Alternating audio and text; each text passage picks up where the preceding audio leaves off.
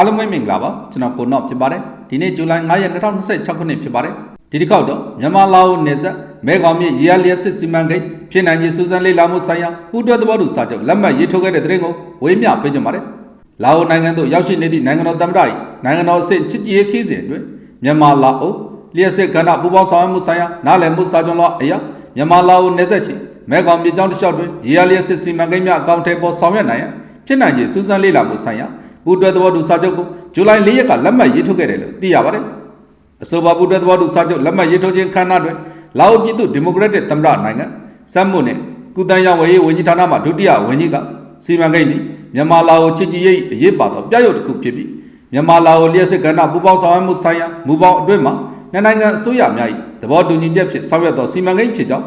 နိုင်ငံနယ်စပ်ဒေသသားကမဟာမဲခေါင်မြစ်ဝှမ်းတစ်လျှောက်လုံးအတွက်အကျိုးကျေးဇူးရရှိနိုင်မည့်စီမံကိန်းဖြစ်ကြောင်းစီမံကိန်းဖြစ်နိုင်ခြင်းစူးစမ်းလေ့လာမှုများနဲ့တဘာဝပတ်ဝန်းကျင်နဲ့လူမှုပတ်ဝန်းကျင်အကျိုးသက်ရောက်မှုဆက်စပ်မှုများအမြန်ပြည့်မြောက်စေရန်နဲ့စီမံကိန်းလင်းမြန်စွာအကောင့်တွေပေါ်ဆောင်ရွက်နိုင်ရန်အတွက်လာအိုအစိုးရဘက်ကအကောင့်ဆုံးပံ့ပိုးလမ်းညွှန်သွားမှာဖြစ်တယ်လို့ပြောပါတယ်။ယင်းနောက်လျှက်စစ်နဲ့စွမ်းအင်ဝန်ကြီးဌာနဒုတိယဝန်ကြီးဦးအေးကျော်ကယနေ့ချုပ်ဆိုသောပူးတွဲသဘောတူစာချုပ်သည်မြန်မာနိုင်ငံနဲ့လာအိုနိုင်ငံနယ်စပ်တွင်ရှိသောမဲခေါင်မြစ်ပေါ်တွင်ဖြစ်မြောက်နိုင်စွမ်းလေ့လာမှုကိုမြန်မာနိုင်ငံဘက်ကတာဝန်ပေးရသောကုမ္ပဏီနဲ့လာအိုနိုင်ငံဘက်ကတာဝန်ပေးရသောကုမ္ပဏီများပူးပေါင်းဆောင်ရွက်မိစီမံကိန်းဖြစ်သောကြောင့်နှစ်နိုင်ငံအကြားချစ်ကြည်ရင်းနှီးမှုများနဲ့ပူးပေါင်းဆောင်ရွက်မှုတို့အတွက်အထူးအရေးပါသောစီမံကိန်းဖြစ်ကြောင်း